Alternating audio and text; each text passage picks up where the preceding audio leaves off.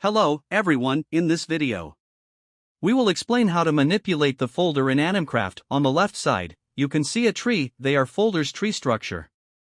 And the corresponding storage of resources. The first thing to introduce is the storage under the hood.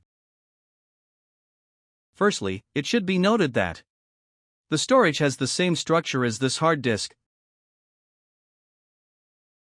That is to say, the structure you see in the software UI actually has the same structure inside the hard disk. For example, the first thing to introduce is to open a folder. For example, let's open this one. We need to open this one inside.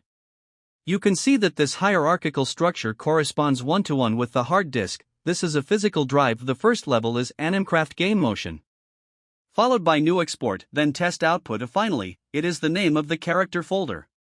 Inside this character, there are some resources. For example, there are 6 resources here. Here, we have 6 subfolders. The folder starting with A, C, C, D actually belongs to this kind of atomic folder inside AC. It cannot be further subdivided. In other words, in Animcraft, the smallest folder it can recognize is one starting with A, C, C, D.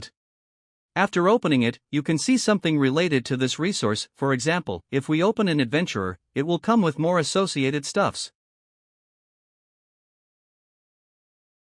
For example, it has an FBX GIF, it has ACD format file, different GLTF, 4 different figures, and this is the original one. When first open, you'll first see original FBX. After introducing this, let's now look at some operations in this folder.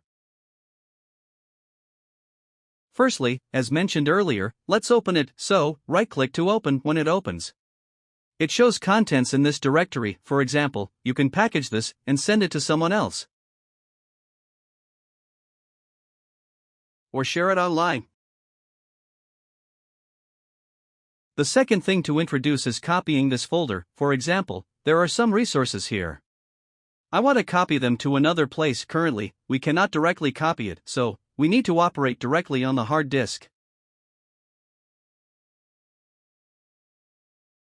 For example, open this. There is robot folder. We press Ctrl+C. Paste it here. For example, here. Okay, let's press Ctrl+V. After pasting, we just need to refresh this. Sometimes, if it's pasted into the outermost directory, we need to refresh the entire tree. But if the resources are too many, it might be a bit slow. Here, we just need to refresh from this level. It will be very fast. You can see that the robot has been copied over, so that's the copying of a folder. Next, let's introduce how to create a folder. For example, in this robot, let's go inside here. There is a new subfolder here. It creates a subdirectory. As for the name, it can be anything. Test, you can see that it has created a subdirectory. You can also go inside. Initially, it is empty. Now, let's talk about how to move resources. For example, we have some robot here. We just need to select them all. Hold the right mouse button and drag without releasing, and put them into this test. You can see that they have entered. This folder has a small number behind it. This number represents the sum of all resources in all levels. For example, in this place,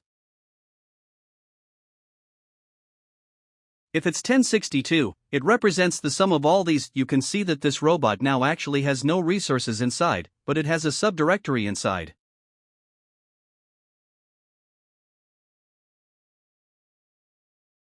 Inside this subdirectory, there are 3 resources, so it shows 3 here. So there are 3 resources in test. The next thing to introduce is renaming a folder. It is very simple, just directly rename it.